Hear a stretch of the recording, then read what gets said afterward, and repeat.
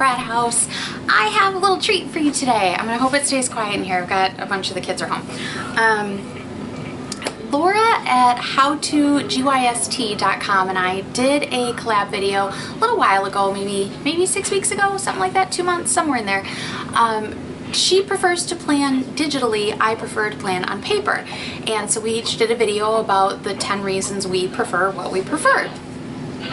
So we thought it would be fun to kind of flip the tables a little bit, and Laura is going to talk about the things that she plans on paper, and I'm going to talk about a couple of apps that I use to do some digital planning. So we thought we'd reverse roles a little bit. Before I get into that, if you guys have not gone over to HowToGYST.com or HowToGYST here on YouTube, or all over the internet, I will put all the links to Laura down below. Please go over there. Laura has a mountain of information on that site. She also offers an e-course about planning that is phenomenal. I am taking it currently. I am not all the way through it yet, and I am already like thoroughly impressed. So when I'm all the way through it, I will give you guys more details about that course and how it went and everything. But so far, I am completely loving it. So go check out Laura's site, check out her YouTube channel, make sure you subscribe, because if you don't, you are going to miss a ton of really good information. I hope that's not too loudly. Emma's sitting right there. So even though we're talking about digital planning, I have notes on paper. So there are really 4 apps that I really truly depend on for my planning as far as digitally. My first big one is Fantastical. I have an iPhone. Mike and I both use Fantastical, and honestly, I use it because he uses it. I help him with the clinic schedule, so I need to be able to put people into the schedule, and it's really great that he can open his iPad or unlock his phone and immediately see any changes I've made.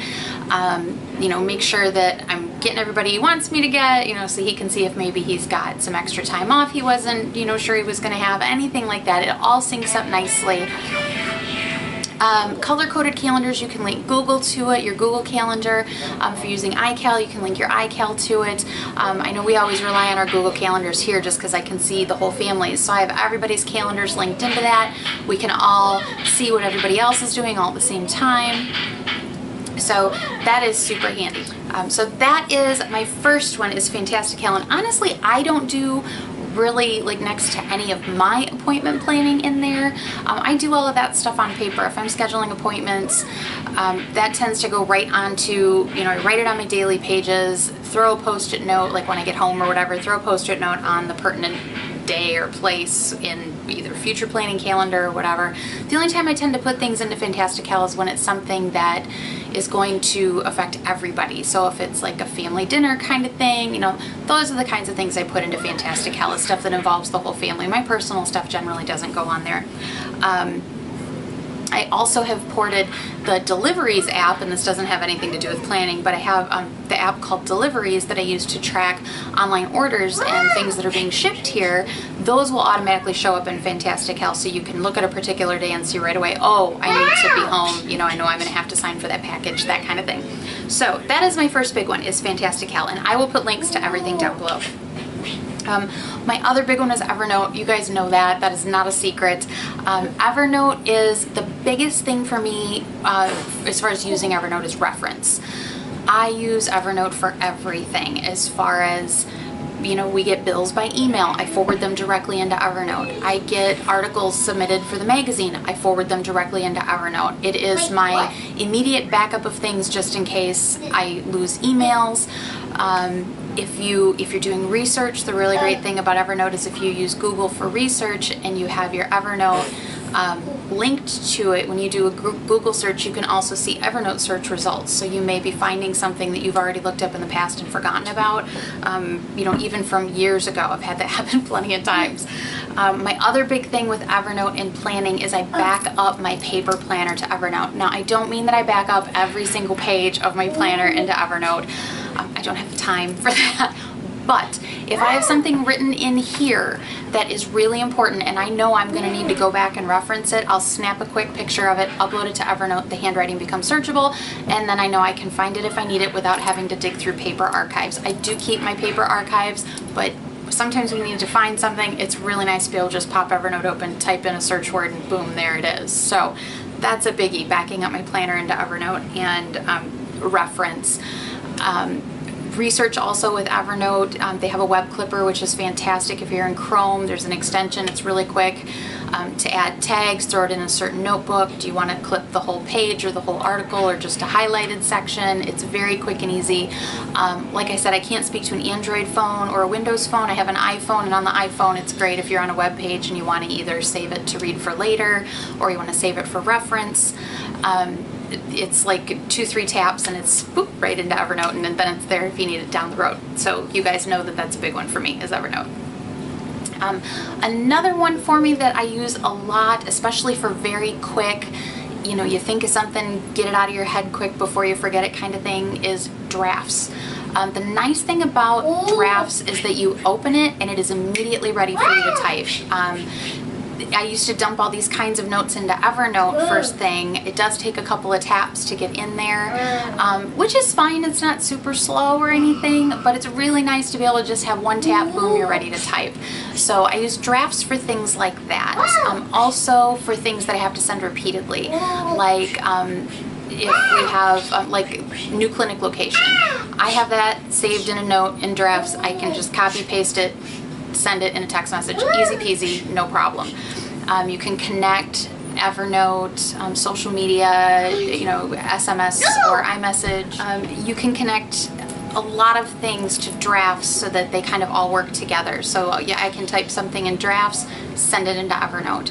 I can type some things in drafts, send it into OmniFocus. You can send them as a text message straight from within the Drafts app without having to like copy and paste. So that is really great for kind of very quick on the fly, catching things before you forget them kind of thing. And lastly, a big one for me is OmniFocus. Now, I was a huge OmniFocus user for a long time, and I kind of fell away from it until I upgraded my phone. I needed more storage space on my phone, that's all there is to it. And I just had it so full of stuff because I use it all the time that I took OmniFocus off of it. The nice thing for me, I find, with using OmniFocus in planning is for very large projects and very long-term projects. They don't have to necessarily be both. It could be a very small project that maybe I know I'm not going to do until 3 months down the road. You guys know I change this out all the time. I change sizes, I change notebooks. So something that's that far down the road, I put it into OmniFocus. You can have, you know, the hierarchy in there is great. So for instance, I have a folder for YouTube videos, and then there is a list of projects. Each one is a YouTube video. Pardon me. And then within each project are all the steps. Now, while we're speaking about the YouTube videos, the other nice thing about OmniFocus is using templates. So I have a template for the kinds of projects that I do over and over and over again, that the steps are always the same. So I have a template for YouTube videos. When I know I'm going to make a new video, I can just duplicate that template, change the title, I'm ready to go. All the steps I need are right there. I'm not writing them over and over again on paper. I don't need to. I do need to have written down in my planner that I want to get a particular video done or it won't get done. But I just keep this whole running list of videos. They're all in template form with all their steps. They're all ready to go, or in project form, I should say. So when I think, okay, this week I'm going to record that video, I just set it due for a certain date. It shows up, and I know I have to do it that week. And then all I write in my planner that I carry with me is, hey, do that video, is basically all I write. Because of using things like Evernote and OmniFocus, I'm able to keep this small. I can use, like, this is an A6. You know, I can carry a pocket size, like a field note size, no problem, because I don't have reams of paper in here listing out every step of every project I have going on. The other nice thing I find with planning projects digitally is it keeps my sense of overwhelm to a minimum.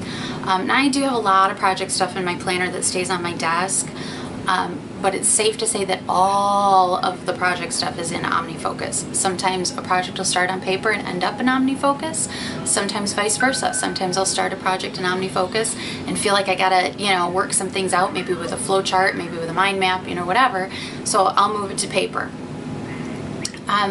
but the most comprehensive list of things I need to get done and want to get done are in OmniFocus. Because of that hierarchy, because you can have folders and projects and tasks and subtasks, it has a section for notes within each task, so you can plan out blog posts and write your whole post in there if you want. You can defer your due dates for projects. I don't know what happened, I all of a sudden got a tickle. And it has a great forecast view as well, so you can see, you can link your calendar to it for one thing, which is really great because you pull up forecast view and you can see the week, and each day of the week will have a number underneath it of what tasks you have due that day. So you can look at just that day, or you can kind of get a nice overview of the week, and then it also gives you what all you have going on this particular day if you link your calendar to it, which is great because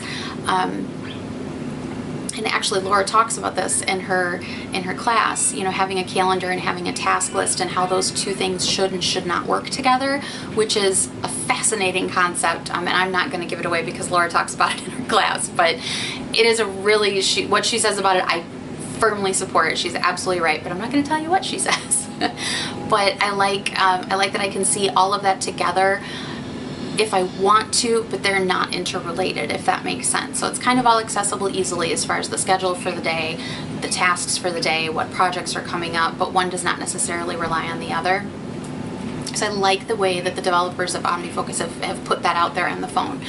It also has an iPad app and a Mac app, and they all sync beautifully. So that is pretty much it for me, you guys. So if you are curious how somebody who plans digitally, how they use paper in their planning process, go watch Laura's video because that is what she is going to talk about. Because while she is a digital planner, she does sometimes use paper, and I know that she loves paper and pens and all that good stuff too. So if you have any questions, let me know. If you have any app suggestions for me, let me know. I will link all of Laura's channel stuff and website stuff and social media stuff all down below, and I'll also link to both of our previous videos that we collaborated on together about the 10 reasons why we preferred paper or digital planning over the opposite. So I hope you guys have a great day. I hope it's not as hot where you are as it is here because oh my gosh, it's hot. I will talk to you guys soon. Thanks so much. Bye bye.